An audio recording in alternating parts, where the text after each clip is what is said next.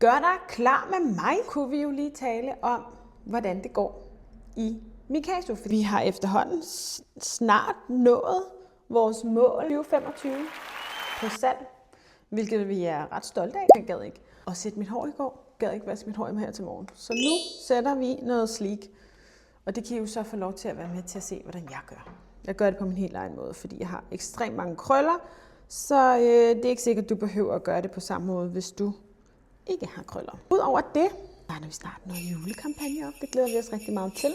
Vi har øvet os det sidste stykke tid på at lave kampagner. Det synes vi er rigtig sjovt. Sker der noget rigtig spændende i morgen. Vi skal filme en video.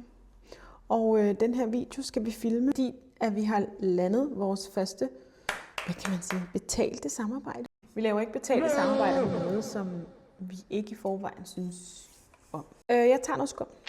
Og her tager jeg dejligt meget skum. Til gengæld har vi godt nok også haft en periode nu her, hvor vi har strugglet en lille smule med de sociale medier. Det gør man nok bare generelt en gang imellem. Fordi at det kan være svært at finde ud af, hvad man skal lave. Det kan være svært at finde ud af, hvad man gerne vil, hvad man vil ramme. Og når man så filmer, ja, så er der ikke en kæft, der ser det, hvilket er ekstremt demotiverende. Men det er nok også bare, fordi vi lige skal øve os lidt. Vi er jo ikke sådan 20 år længere. Det er ikke helt så vant for os, som det måske er for andre. Det sidste stykke tid også begyndt at lave sådan nogle rådgivningsbehandlinger, som vi er begyndt at have booket på, hvilket er mega fedt. Det er helt kernen i vores virksomhed, at vi gerne vil rådgive. Så det er vildt fedt at se, at der er nogen, der rent faktisk gerne vil have vores rådgivning.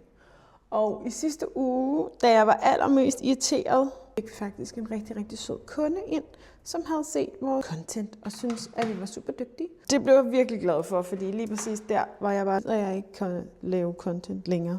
Vi har haft lidt små problemer med vores hjemmeside. Der har været nogle fejl, vi bare ikke har kunne finde ud af, hvordan man rettede. Så har Camilla simpelthen fået rettet det. I kan se, at jeg har taget en grå mikrofon på i dag. Fordi så kan man jo slet ikke se, at jeg har den på. Så året snart om, og så bliver det virkelig spændende at se, om vi har nået alle de mål, vi lærer os. Her det er vores første år, hvor vi sådan rigtig ægte er gået 100% ind i det her med vores webshop. Det er vores første år med vores salon. Så det er virkelig, virkelig spændende. Bagpå siger det sådan, ja, der har jeg ikke lavet det så spændende. Kommer Camilla tilbage i morgen. Det bliver dejligt, fordi det er røvsygt at være her alene, faktisk.